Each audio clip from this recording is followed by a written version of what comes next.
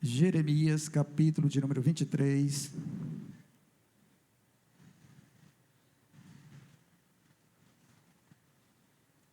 Livro do profeta Jeremias, capítulo de número 23.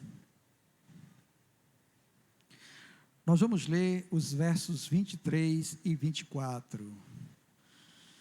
Jeremias, capítulo de número 23. Nós vamos ler os versos 23 e 24.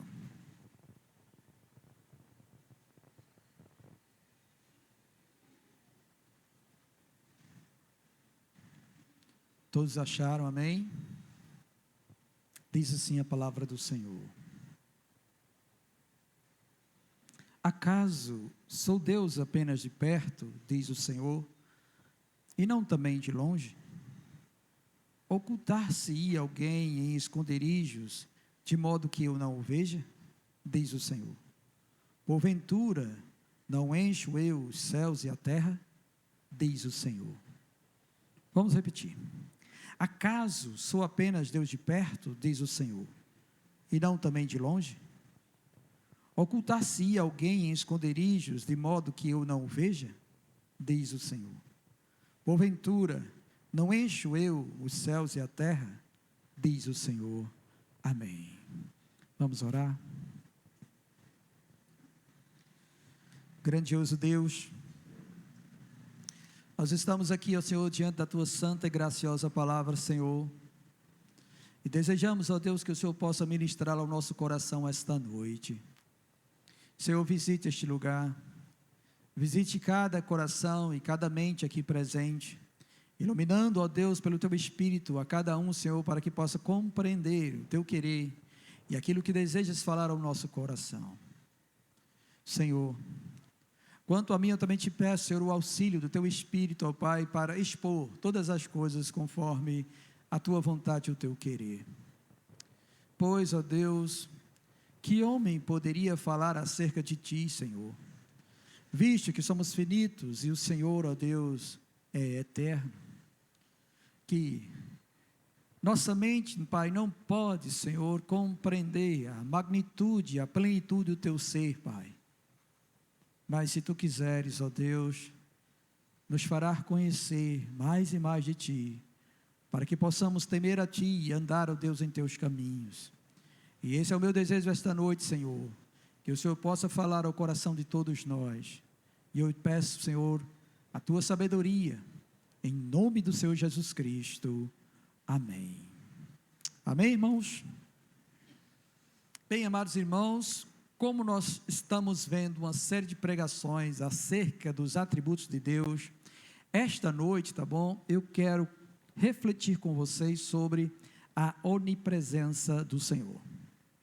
Visto que a gente já falou sobre a justiça de Deus, conhecimento de Deus, fidelidade de Deus, falamos sobre o poder de Deus, falamos sobre a veracidade de Deus, hoje eu quero falar sobre a onipresença de Deus, tá bom?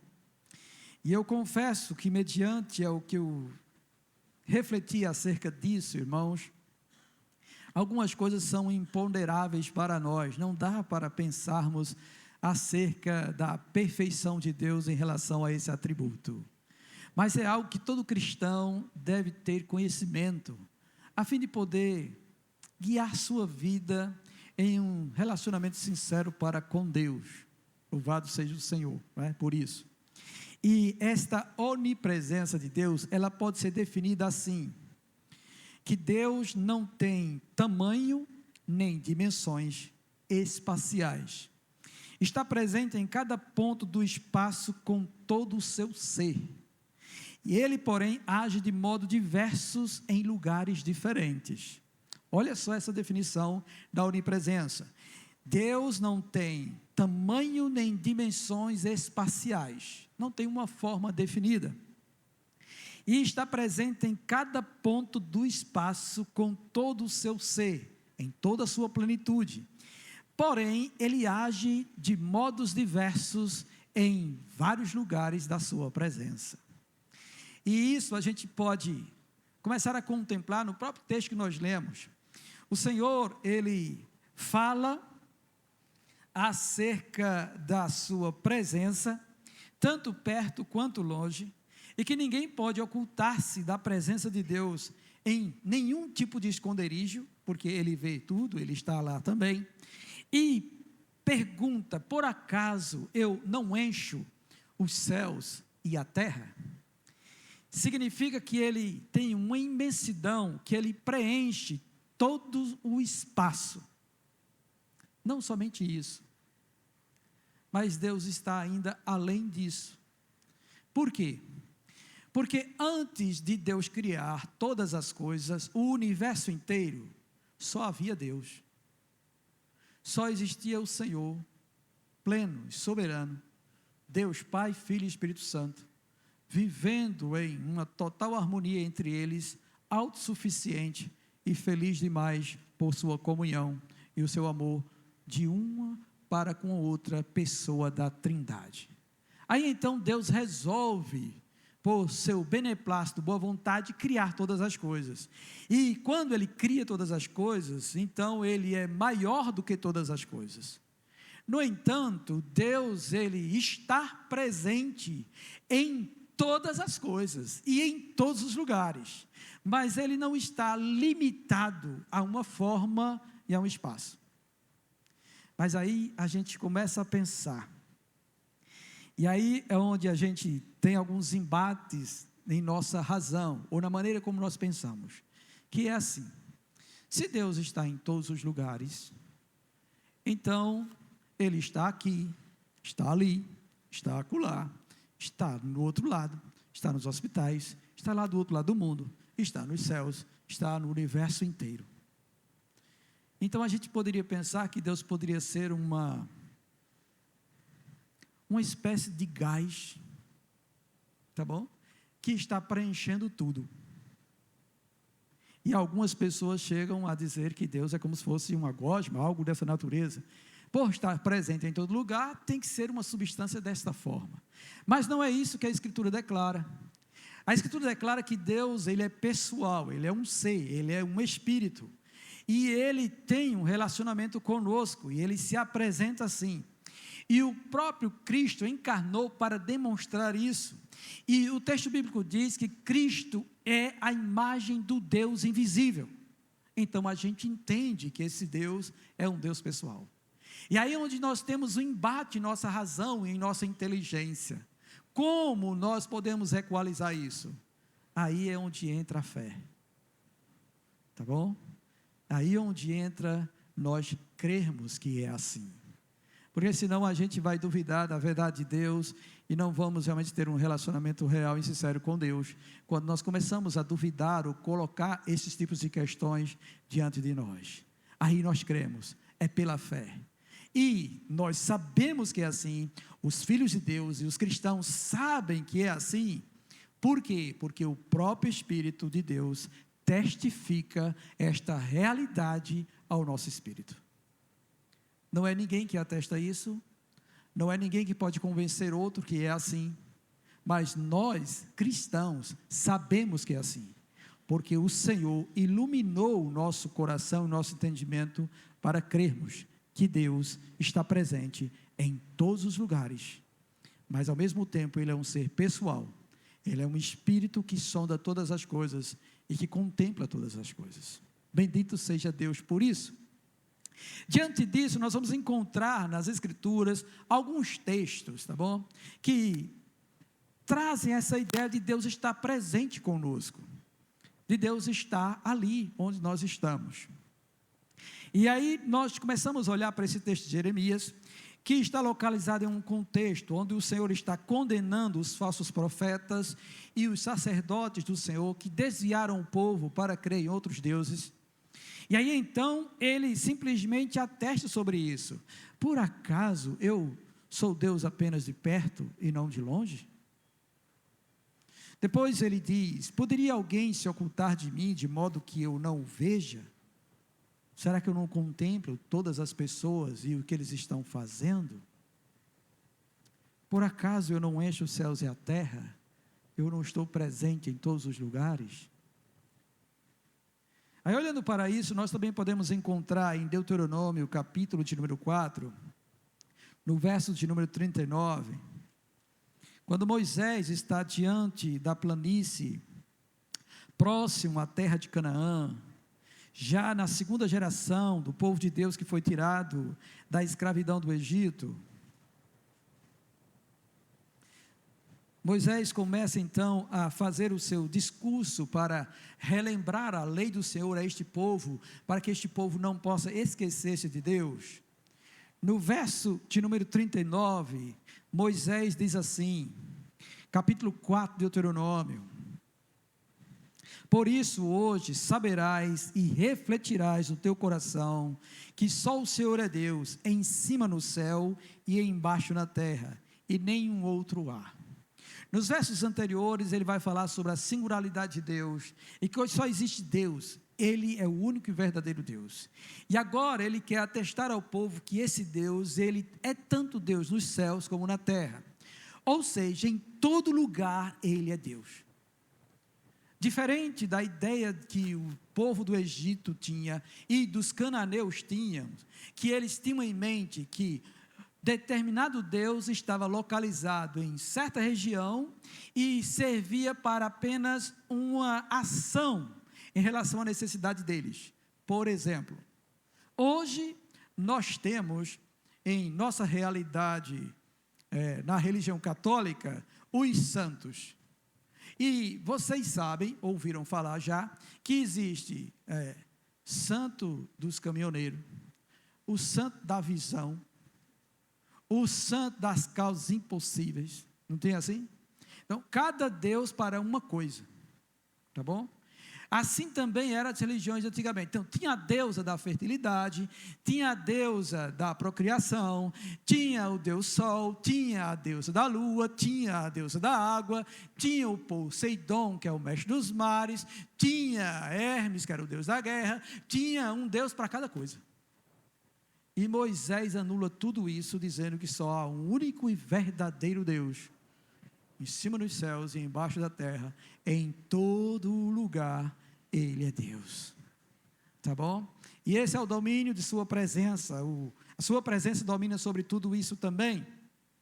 Já no livro dos Primeiros Reis, no capítulo de número 20, como eles tinham essa ideia de Deus, de determinados lugares, aí então, o rei da Síria, chamado Ben-Hadad, ele chama o seu exército para pelejar contra Israel, e eles vão pelejar no monte. Aí todas as vezes que eles subiram para guerrear com Israel, Israel vencia. Aí eles tiveram em mente que o Deus de Israel era Deus dos montes. Talvez também surja daí aquele salmo que diz assim,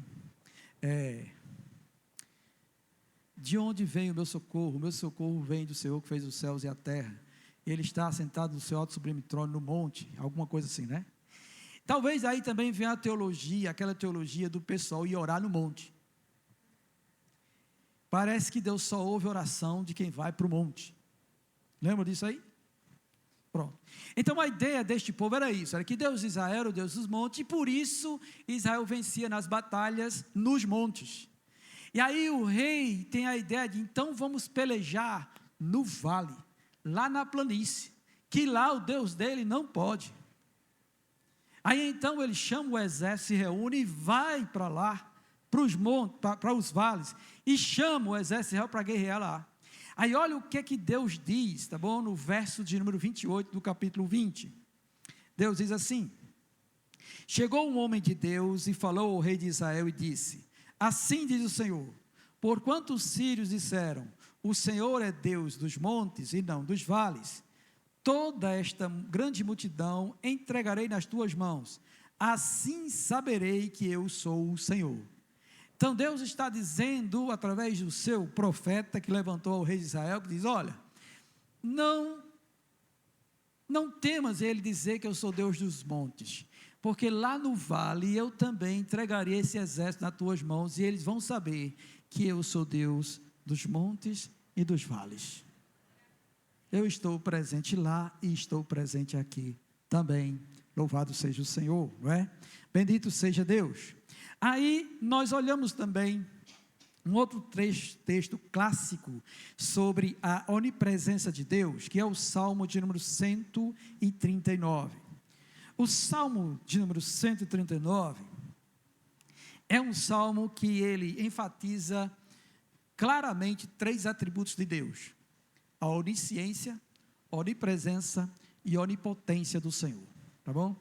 É um salmo bastante conhecido, é este salmo também que deu inspiração para um determinado homem de Deus compor aquele hino, que diz assim: Senhor, eu sei que tu me sondas, sei também que me conheces, se no abismo está a minha cama. Lembra disso aí?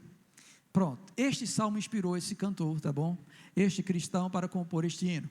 E nos versos 7 a 10, é a porção que fala sobre a onipresença de Deus. E o texto diz assim: para onde me ausentarei do teu espírito? Para onde fugirei da tua face?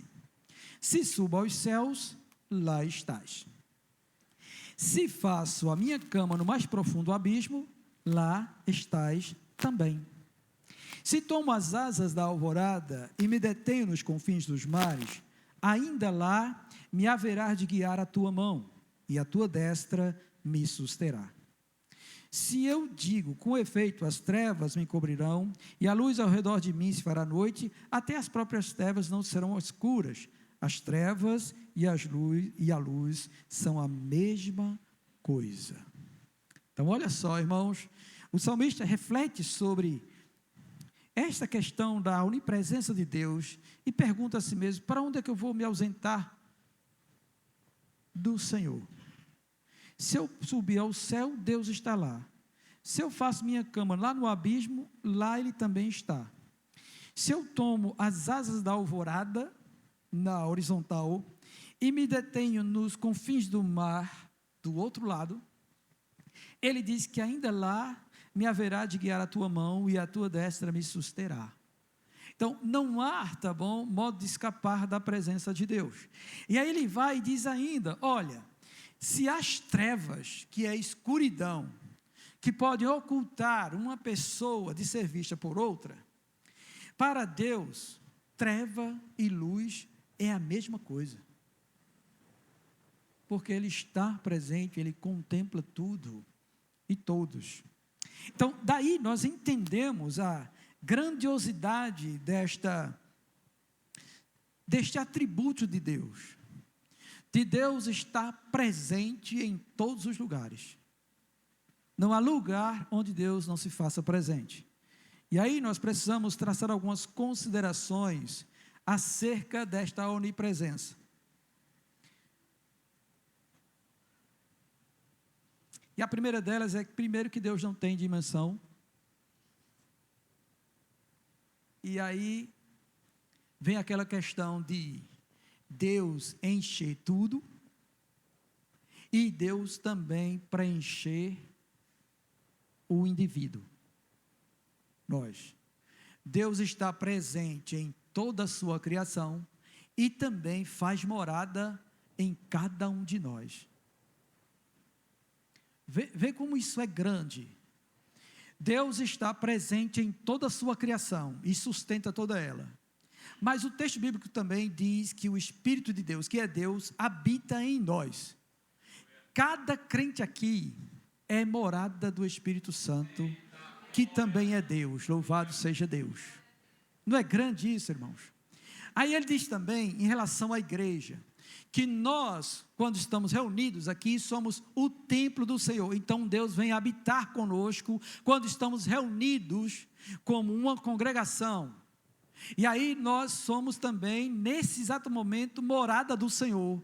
Deus está em nosso meio. Deus está conosco enquanto nós nos reunimos como igreja. E isso está em 1 Coríntios capítulo 3, quando ele fala em relação à igreja, que nós somos também templo do Espírito Santo enquanto igreja. E no capítulo 6 ele fala que cada crente também é templo ou morada do Espírito Santo. Cada um de vocês aqui é morada de Deus. E Deus também está presente em toda a criação, e mais, Ele está além da criação. E como pode isso? Pode porque Ele é Deus. Essa é a explicação, e nós cremos. Se Ele não pudesse isso, Ele não era Deus, mas Ele é Deus, aleluia, e aí Ele pode isso, tá? Ele pode isso, porque Ele é Deus, Ele é Deus. E aí nós vemos também Deus encarnando na pessoa do Filho, e nesse momento da encarnação, somente nesse momento da encarnação, é que o Deus Filho não é onipresente, porque resolveu esvaziar-se desta glória, para habitar entre os homens, e assim alcançar a salvação a nosso favor. Como pode isso? Pode porque Ele é Deus, aí Ele pode, louvado seja o Senhor por isso, né? Bendito seja o Senhor por isso. Daí também, nós vamos entender, tá bom? Que Deus está presente em toda a criação, e na teologia sistemática, essa parte da doutrina diz respeito à imanência de Deus. É Deus preenchendo todas as coisas, sustentando todas as coisas, se relacionando com sua criação, e mantendo todas as coisas conforme o seu grande poder e sua vontade. Sabe por que o sol está naquele lugar onde está? E ele faz aquilo que ele faz, porque Deus faz com que ele faça isto. Sabe por que o nosso planeta Terra está na órbita que está, do jeito que está, na distância que está? Porque aprove a Deus colocá-lo assim, e Ele sustenta esta terra onde ela tem que ficar, para que possa prover vida para nós. E Ele também está em todas as galáxias, atuando e sustentando todos os astros, e fazendo com que eles possam executar todo o desígnio para o qual eles foram criados. Não somente isso, Deus também ordena aos micro-organismos, e Ele controla todos eles, para fazer o que bem Ele quer. Como também todas as plantas e todos os animais. E onde a gente vê isto, essa ação de Deus? Ora, nós temos na Escritura esse domínio de Deus sobre tudo, e como Ele conduz tudo. Não foi Deus que deu a ordem a um peixe para tragar Jonas? Então Ele estava lá. Também não foi Deus que deu ordem aos corvos para alimentarem Elias? Também não foi Deus que falou através de uma jumenta a Balaão? Então Ele tem controle sobre os animais. Também Deus levantou leões para tragar vidas. Teve pessoas que foram mortas por leões, porque Deus ordenou aos leões que comessem. Mas também teve uma pessoa que o leão não chegou perto, porque Deus fechou a boca do leão. Deus estava presente lá, louvado seja Deus, né? Quanto aos micro-organismos, Deus também pela flora, Deus faz crescer aquela planta para dar sombra a Jonas. Depois, Deus ordena a um micro-organismo que coma a planta todinha. E ele come e a planta se desfalece. Porque Ele é Deus. Ele está presente em tudo, e domina sobre tudo, e sustenta tudo. Então nós temos esse Deus imanente, mas também Deus está além dessa criação, porque Ele não depende dessa criação para existir, nem para se alegrar, nem ser feliz. Ele é Deus acima desta criação, e esta doutrina na teologia sistemática é conhecida como transcendência. Deus não depende de nenhum dos seres e objetos criados para coisa alguma. Ele é autossuficiente, e Ele está além dessa criação. Ele é Deus. Outra consideração que a gente precisa ver é que Deus está presente em todos os lugares, mas Ele se relaciona de modo diferente. Então, Deus está aqui. E aqui é um ambiente que proporciona Deus se relacionar conosco com sua graça. E aí o que é que Ele faz? Ele dá entendimento, Ele fortalece você, Ele alegra o seu coração, Ele acresce sua fé nele, aumenta sua confiança em Deus, por Ele usar por sua misericórdia, aquele que está ministrando a palavra, para expor as verdades dele e você se regozijar em Deus, tá bom? Mas Deus também está presente lá no hospital, e lá no hospital, ele pode ser indiferente para com alguns, os que não creem nele, e não manifestam fé nenhuma nele, mas ele pode ser misericordioso para com aqueles que invocam o seu nome em meio à sua enfermidade. E aí ele se relaciona de modo diferente, mesmo naquele lugar. Deus também está nos carnavais, mas ele não é favorável àquilo. Na verdade, o que acontece naquele momento é que Deus está indignado com toda carnalidade presente nos carnavais, mas ele está contemplando todos, vendo tudo o que se passa, contemplando cada ato, palavra e tudo daquelas pessoas que estão satisfazendo os desejos da sua carne, e todas as imoralidades estão diante dos olhos deles, e isso faz com que eles estejam acumulando ira para o dia do juízo, quando Deus irá julgar todos eles. Deus também está no inferno. Ele criou o inferno para punir pecadores e ímpios, e lá, tá bom, ele está executando esta punição. Todos que morreram impiamente, distante do Senhor, estão agora provando as agonias, o justo juízo de Deus, sobre toda impiedade que eles praticaram, sobre todo o pecado que cometeram. Ele está executando o seu juízo. Então, irmãos, Deus está presente em todos os lugares. No entanto, ele se relaciona de modo diferente, tá bom? Dependendo de quem é cristão, de quem teme a Deus, de quem não teme. Então, nós percebemos estas coisas. E aí nós podemos concluir que Deus, ele está presente em todos os lugares. Ou para punir, ou para sustentar e preservar, ou para abençoar. Outra consideração é que Deus, mesmo sendo onipresente, estando em todos os lugares, ele está lá de modo pleno. Quer dizer que não são partes de Deus que está em todos os lugares. Não, Deus está aqui. Deus está lá na Igreja do Brasil para Cristo agora também, no culto de lá. Deus está na Assembleia de Deus, na Igreja Pentecostal da Fé, plenamente. Não é uma parte de Deus que está lá. Como também Deus está presente no universo, não é uma parte, Deus plenamente está lá. Mas como pode isso? Ele pode, porque Ele é Deus, irmãos. Então Ele está plenamente em todos os lugares. Ele não está subdividido em partes. Não são partes de Deus espalhadas por toda a criação, não. Deus está plenamente em todos os lugares. O seu ser pleno está aqui, agora. Eita glória! Bendito seja Deus. Daqui a pouco vamos pensar numa aplicação para isso também. Então, nós podemos dizer que Deus simplesmente está, tá bom? E por fim, a última consideração é que essa onipresença de Deus é uma qualidade exclusiva dele. É incomunicável a qualquer outra criatura ou coisa. Ninguém ou nada pode estar em dois lugares ao mesmo tempo. A não ser uma certa piada que eu vi uma vez, que o pessoal ia passando pelo limite da cidade, né? A gente tem a linha divisória, né? Aí ele parou lá, botou um pé do lado de cá da cidade e o outro pé do outro lado da outra cidade, na linha divisória. Aí ele disse: olha aqui, eu estou em dois lugares. Metade do seu ser estava pisando numa cidade e a outra metade na outra cidade. Coisa de gente que tem a mente criativa, né, irmãos? Tá bom? Mas aí a gente desconsidera isso aí. Mas ninguém pode estar, tá bom,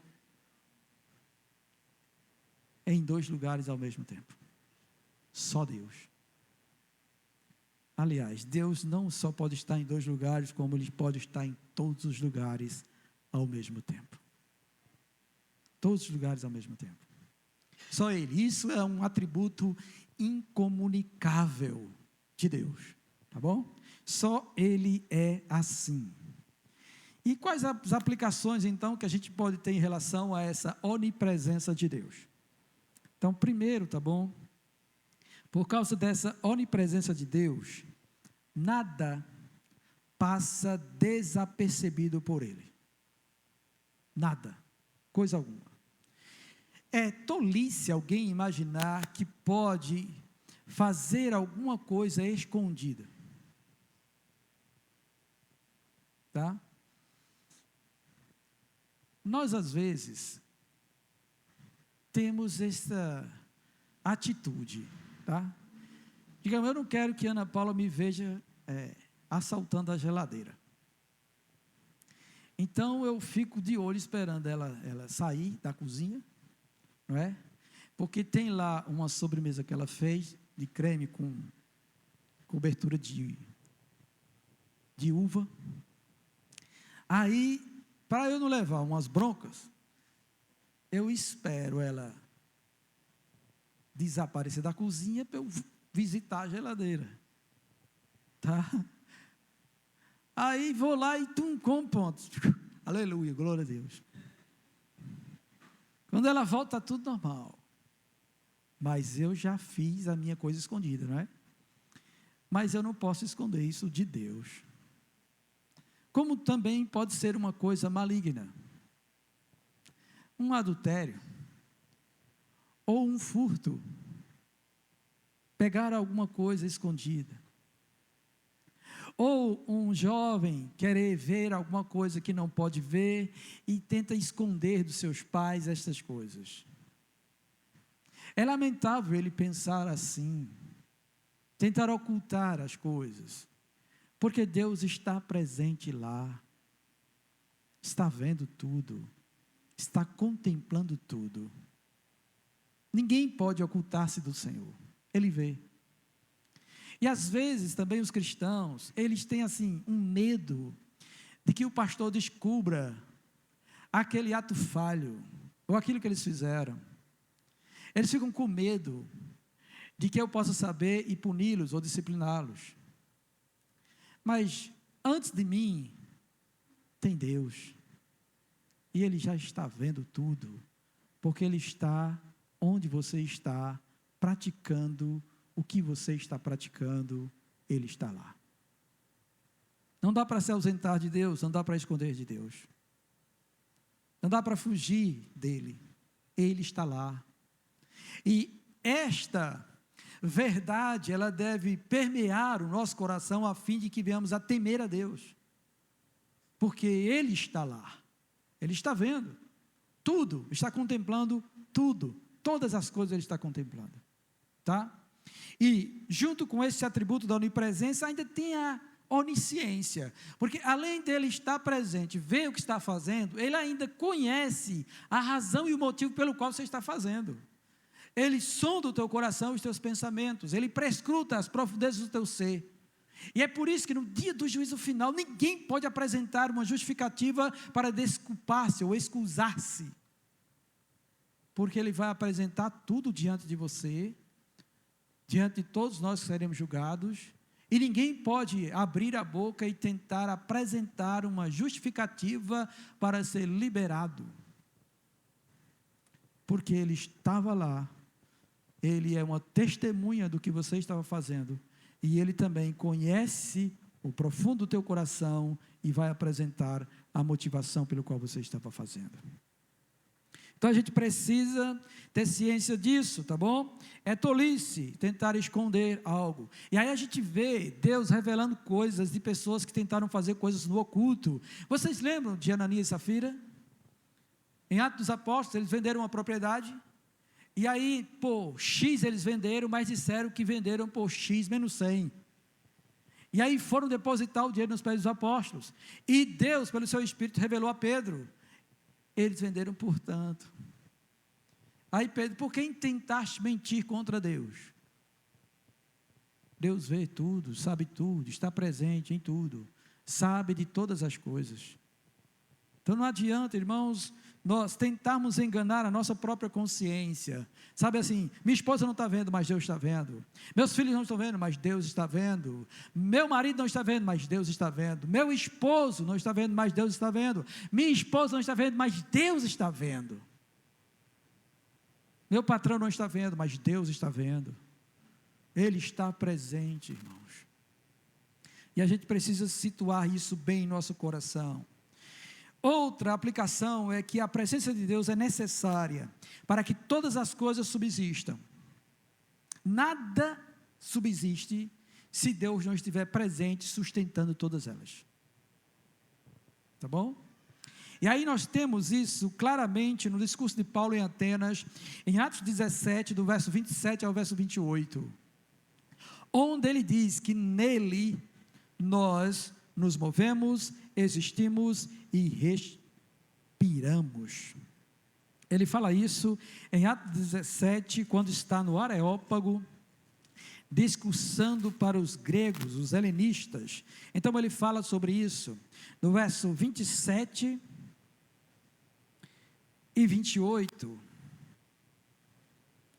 ele diz assim: bem que não está longe de cada um de nós, a parte final do 27, pois nele vivemos e nos movemos e existimos, como alguns dos vossos poetas têm dito.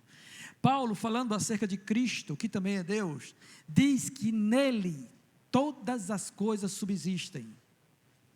Então a presença de Deus é a razão da nossa existência, e a gente deve glorificar a Deus por isso. Se Ele quiser, Ele retira o fôlego de vida de nós, e todos nós desfalecemos e morremos. Também por causa da onipresença de Deus, nós que confiamos em Deus, não precisamos temer a nada. Isso não é bom? Está aí uma aplicação grandiosa para a onipresença de Deus. Nós que confiamos no Senhor, nós crentes, você confia no Senhor? Amém? Você verdadeiramente confia no Senhor? Então nós não precisamos temer a nada. Nós encontramos algumas passagens no Velho Testamento que atestam essa questão de Deus estar presente. Sempre que vocês lerem textos onde diz assim, eu sou contigo, então quer dizer que Deus está presente com você, tá bom? E aí nós encontramos no Salmo 16, no verso 8 e 9, esta realidade. Salmo 16, verso 8 e 9, vai dizer assim: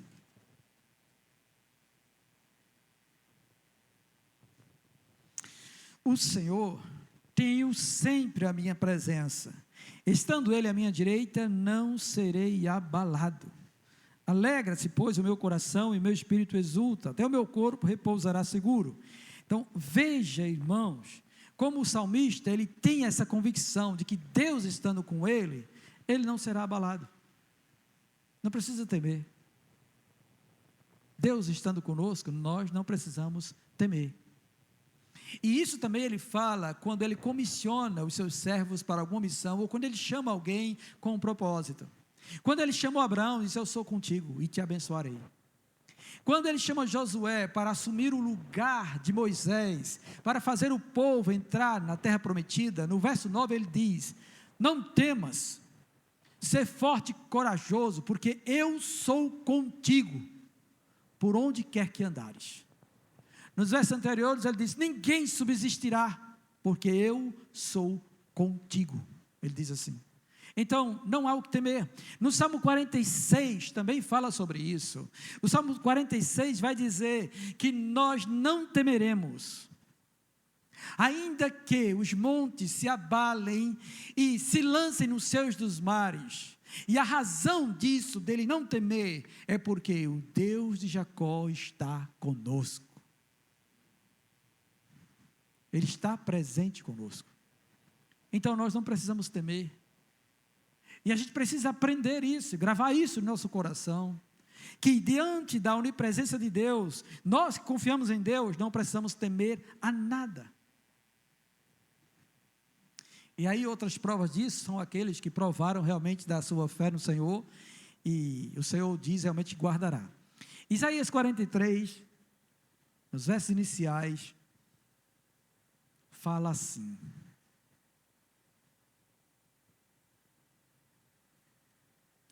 não temas, pois eu sou contigo. não temas, porque eu te remi, chamei-te pelo teu nome, tu és meu. Quando passares pelas águas, eu serei contigo. Quando pelos rios, eles não te submergirão. Quando passares pelo fogo, não te queimarás, nem a chama arderá em ti. Porque eu sou o Senhor, teu Deus, o Santo Israel, o teu Salvador. Eu dei o Egito. Aí no verso número 5, eles: não temas, portanto, porque sou contigo. Eu estou com você. Eu estou ao seu lado. Eu estou contigo, o Senhor diz. Diante disso, nós não precisamos temer. Tá bom? E aí a gente vai ver, quando a gente crê de verdade nisto, a glória do Senhor sobre a nossa vida. Quantos aqui já não ouviram testemunhos dessa natureza, não é? Eu me lembro que no início da minha fé, contaram um testemunho de um irmão que foi evangelizar na favela. E lá, vocês sabem que a favela lá de Rio de Janeiro e São Paulo é um negócio perigoso. Ninguém entra lá sem a permissão dos traficantes e etc e tal. E estava lá os homens todos cheios de metralhadora, de pistola e etc. E lá vai aquele servo do Senhor com a Bíblia debaixo do braço, com fé no Senhor Jesus para evangelizar na favela. E aí ele conta o testemunho que ele vai andando e eles não dizem nada, se afastam, coisa e tal. Depois alguém encontra ele e fala com ele: como foi que tu conseguiu, etc. Aí os traficantes dizem: não, a gente liberou porque junto com ele estava um batalhão de soldados, então a gente nem tocou nele. Nem tocou nele. Isso é grandioso demais, irmãos. Isso é maravilhoso demais. E a gente precisa crer nisso, experimentar isso, porque o nosso Deus está conosco. Louvado seja Deus por isso, irmãos. Bendito seja Deus por isso. Também por conta da presença de Deus conosco, nós somos abençoados. E isso é testificado na Escritura, tanto quando Deus diz que é contigo e vai abençoar, como ele falou também para Isaac, que estava sendo perseguido pelos pastores, os príncipes de Abimeleque, que fecharam os poços dele, e ele teve que ir para outro lugar, cavar outro poço, e Deus diz assim: não temas, eu sou contigo, e eu te abençoarei. E isso verdadeiramente aconteceu. O texto bíblico diz que ele, Deus, fez Isaac,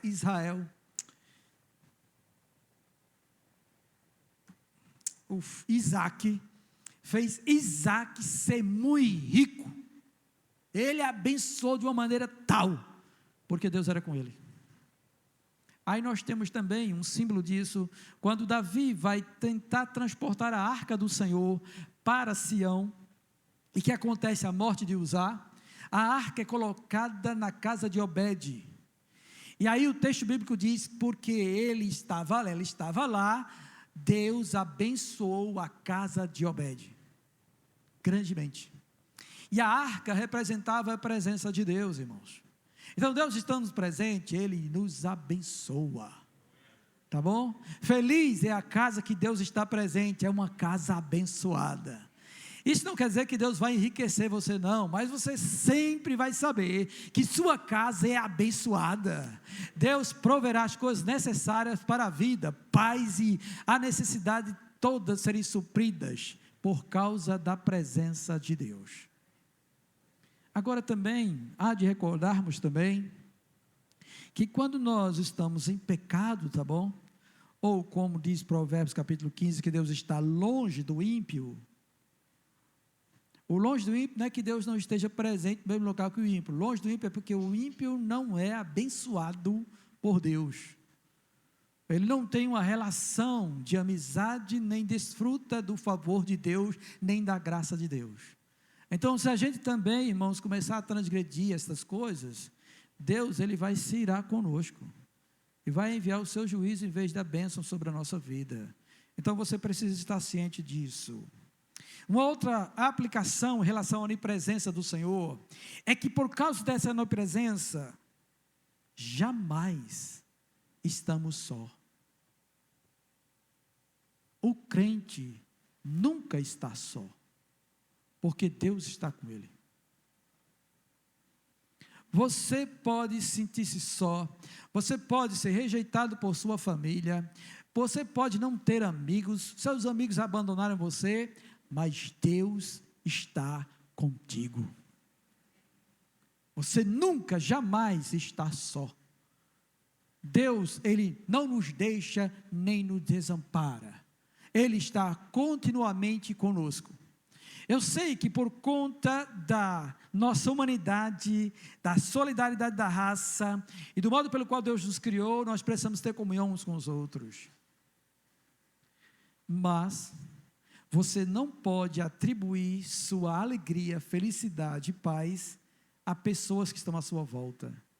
Você tem que ter isso da parte de Deus. O restante é consequência desta relação que você tem com Deus. E aí então você vai saber lidar quando tiver muita gente próxima e quando também não tiver ninguém. Mas Deus nunca nos deixa só. E aí um texto gracioso que o próprio Cristo diz é que Ele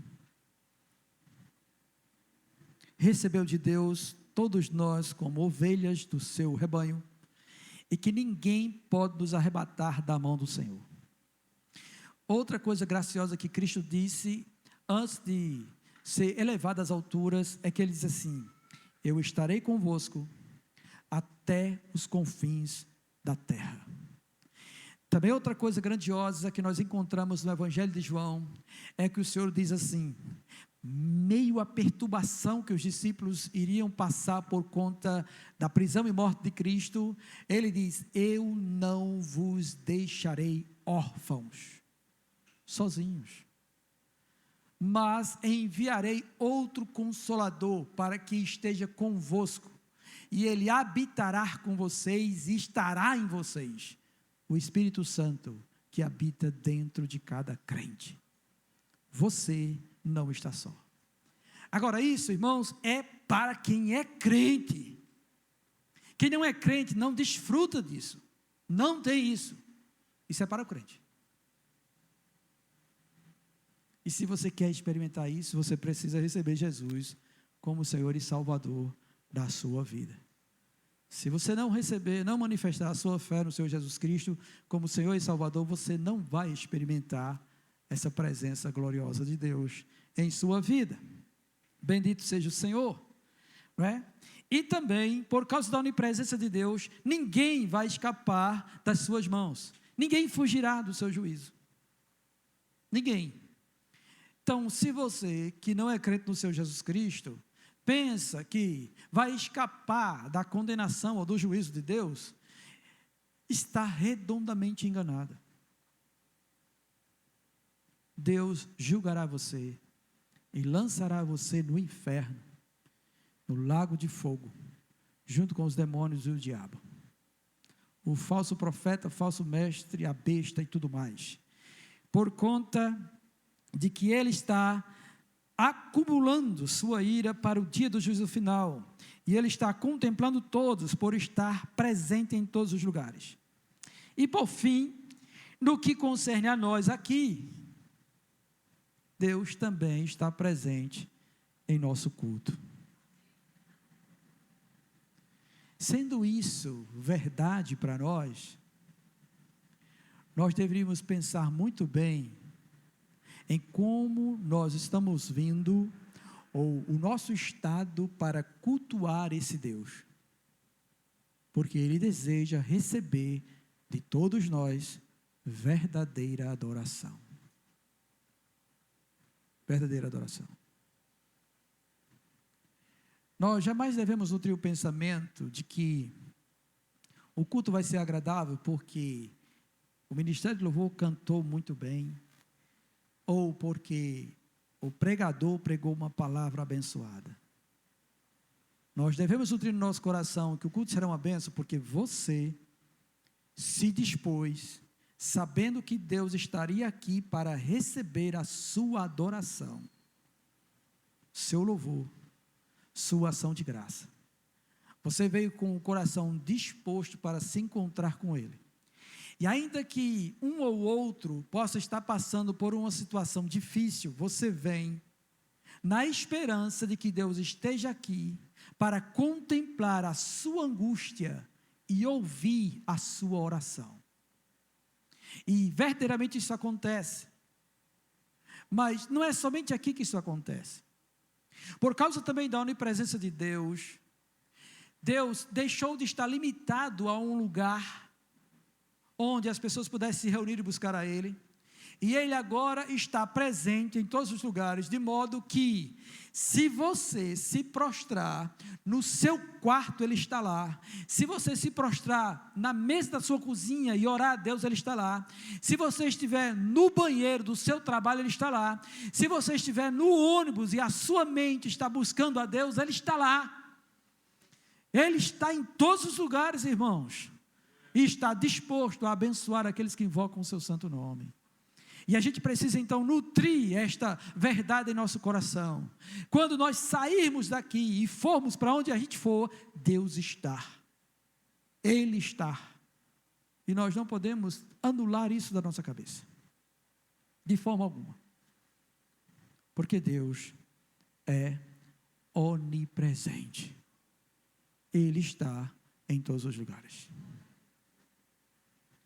Então, diante disso, irmãos, cuidai-vos em melhorar quando vierdes ao culto ao Senhor para celebrar o seu nome, tá bom? E eu ainda quero perguntar se há alguém aqui em nosso meio também, que diante de tudo que foi exposto, olhou para si e sabe que necessita de desfrutar a presença de Deus. E só pode acontecer isso se você confessar Cristo como Senhor e Salvador da sua vida. Se você quiser confessar Jesus como Senhor e Salvador da sua vida, levante sua mão onde você está e eu quero orar por você. Há alguém aqui que gostaria de fazer isso?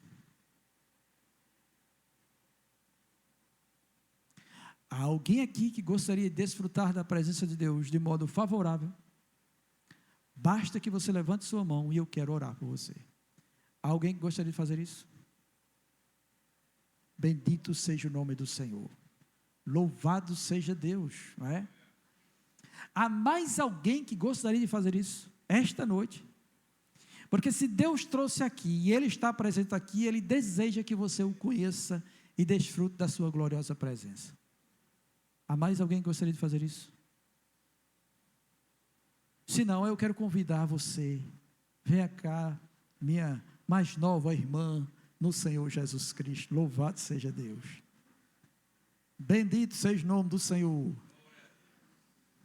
Deus é Deus grande. Oh, glória! Irmã Marcela, irmãos. Nova filha do nosso Senhor e Salvador Jesus Cristo, que decidiu esta noite receber Cristo como Senhor e Salvador. Oh, meu Deus, bendito seja o teu nome. Marcela, ore comigo, tá bom? Repita as minhas palavras, depois eu vou orar por você, amém? Senhor Deus, nesta noite, eu confesso a Jesus Cristo como Senhor e Salvador da minha vida. Perdoe todos os meus pecados e as minhas transgressões, e guia-me pelo teu caminho, em nome de Jesus Cristo. Amém. Eu vou orar por você. Maravilhoso Deus, em nome de Jesus Cristo, Senhor, eu abençoo a vida de Marcela, Senhor, e peço que teu Espírito, Senhor, ajude ela a permanecer firme, que o Senhor abra o seu entendimento, faça, Deus, com que ela possa compreender as tuas verdades, e que ela seja transformada por tua palavra, que o Senhor, ó Deus, ajude ela a ser perseverante, e livre ela também de toda investida do maligno, Senhor, pois ela, ó Deus, foi transportada do império das trevas para o reino do Filho do seu amor. Ó Deus grandioso, que o Senhor abençoe e possa, Deus, prepará-la para usá-la como instrumento para glorificar o teu santo nome, em nome do Senhor Jesus Cristo. Amém.